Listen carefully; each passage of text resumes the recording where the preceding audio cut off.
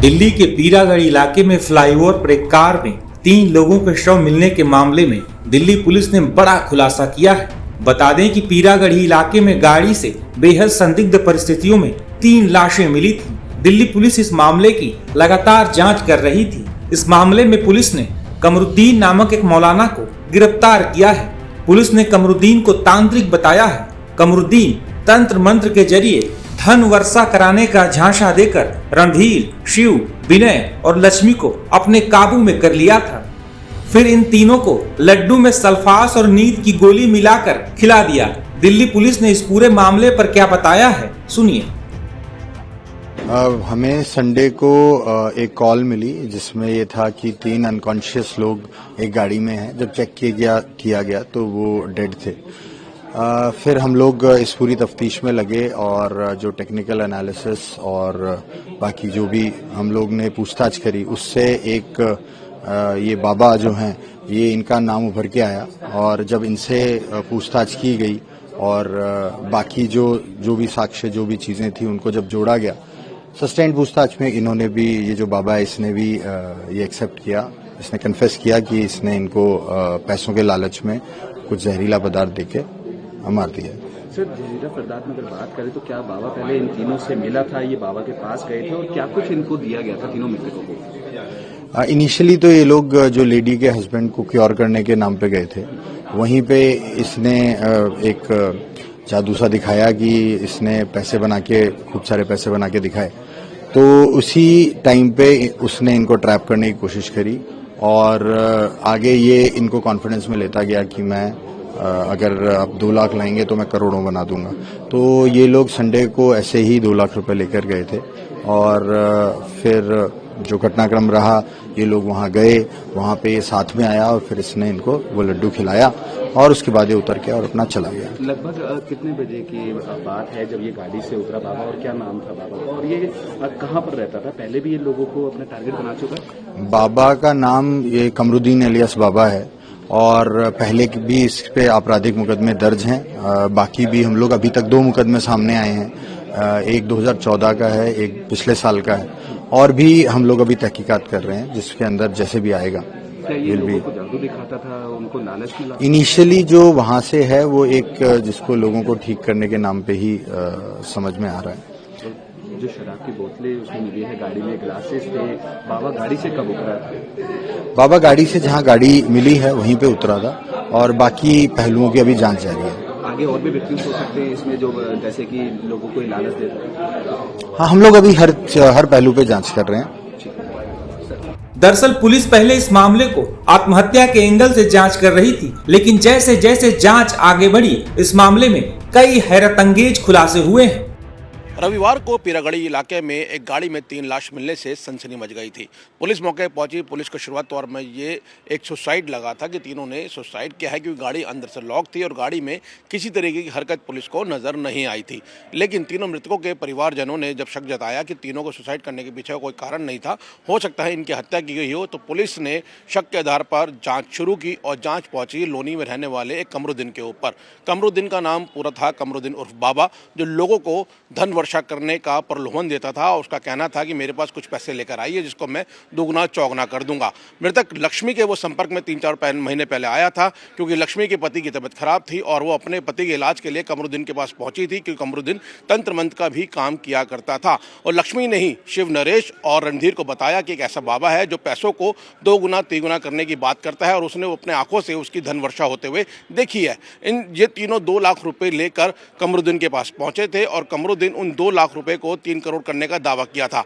लेकिन इनको वहां शक हुआ कि कमरुद्दीन कुछ इसमें गड़बड़ कर सकता है, इसलिए वो कमरुद्दीन की लोकेशन पर उन पैसों से धन वर्षा नहीं करवाना चाहते थे। इसलिए कमरुद्दीन उनके साथ थोड़ी दूर में जाके गाड़ी से बैठा और लोनीस के रास्ते से होते हुए वो पीरागढ़ी तक आया और 3:50 को पुलिस को जानकारी मिली थी गाड़ी खड़ी है जिसमें 3 लाशें पड़ी हुई हैं। लेकिन 3 बजे ही कमरुद्दीन गाड़ी से उतरकर चला गया था। उसने गाड़ी में इन तीनों को एक लड्डू दिया था जिस लड्डू के अंदर जहर मिला हुआ था और ये लड्डू में क्या केमिकल था, ये फॉरेंसिक रिपोर्ट आने के बाद ही पता चल पाएगा। लेकिन जिस तरीके तीनों की हत्या की है, ये पहला वाकया नहीं है जब इसने इस तरीके के पीड़ितों को ढूंढा था। इससे पहले भी 2014 में राजस्थान में और पिछले साल फिरोजपुर यूपी के अंदर भी इसने इस तरीके के लोगों को अपना शिकार बनाया था, लेकिन सबूतों के अभाव में यह हमेशा छूट जाता था। लेकिन इस बार पुलिस का कहना है कि इसके खिलाफ पुख्ता सबूत मिले हैं पुलिस को और इसको गिरफ्तार कर लिया गया, उसको जल्द कोर्ट के अंदर पेश किया जाएगा। दिल्ली पुलिस बाबा कमरुद्दीन तक कैसे पहुंची, इसे लेकर दिल्ली पुलिस ने विस्तार से जानकारी दी है। हमारे को एक लीड मिलती है जिससे कि हम लोग पहुंचते हैं लोनी में एक बाबा के पास। जब उससे पूछताछ की जाती है और लोगों को जिन्होंने टच किया था उस दिन, और भी बाकी जो टेक्निकल इनपुट है उसके हिसाब से ये इसमें पता चल रहा था कि कोई पैसों के लालच के कारण लोग इस बाबा के पास आते हैं और ये ऐसा कुछ बताता है कि अगर आप थोड़े पैसे लाएंगे तो धनवर्षा होगी, कुछ सर्कमस्टांसेस बताता है।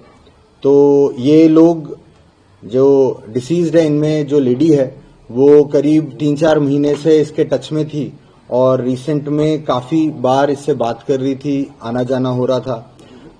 ये इससे मिली थी इसी की लोकेलिटी में, जहांगीरपुरी में रहने वाले एक सलीम के से। और जब ये पहली बार गई थी तो ये गई थी अपने हस्बैंड को ठीक कराने के लिए, उसको कुछ परेशानी थी, हेल्थ इश्यूज था। वहां पे इसने अपना एक जो जिसको बोलेगी एक जादू टाइप का दिखाया, जिसमें एक शॉल से इसने बहुत सारे पैसे निकाल के दिखाए जिससे कि ये लोग लालच में आ जाएं। और उसके बाद फिर ये बोलने लगा कि अगर 2 लाख लाएंगे तो उसके करोड़ों बना देगा। इसी हिसाब से ये इस दिन भी ये लोग पैसा लेके गए थे कि उसका वो मल्टीप्लाई हो जाएगा। उसके अकॉर्डिंग ये इनके साथ आ रहा था कि जहां पे भी धनवर्षा कराएंगे वहां पे ये बैठ के अपना जो भी करेगा। और वाइल रिटर्निंग इसने इनको जैसा कि कोई लड्डू में कुछ एक इंग्रेडिएंट्स मिला के दिए पॉइजनस, जिनको अभी एसरटेन कर रहे हैं, और जिनके कारण फिर जैसे ही इसको ऐसा लगा कि अब मेरे को उतर जाना चाहिए तो इसने गाड़ी रुकवाई और ये उतर गया और उतर के वापस अपने घर की तरफ चला गया। तो इस पूरे घटनाक्रम में और इनके मोबाइल्स वगैरह चेक करके ये देखा कि काफी लोग इसके टच में थे और कई लोगों से पूछताछ की गई। तो ये काफी लोगों को इस टाइप का झांसा देने की कोशिश करता रहता है। और इसके जब प्रीवियस इन्वॉल्वमेंट चेक किए गए तो 2 बार एज ऑफ नाउ जो पता चला है, 2 बार, एक बार राजस्थान में और एक बार यूपी में ये बंद हो चुका है सिमिलर केसेस के अंदर। और बाकी इन्वेस्टिगेशन में और भी पता चल रहा है कि शायद कुछ केसेस में इसके अगेंस्ट एविडेंसेस नहीं थे तो ये आगे बुक नहीं हो पाया। तो that's why we are still working on the matter.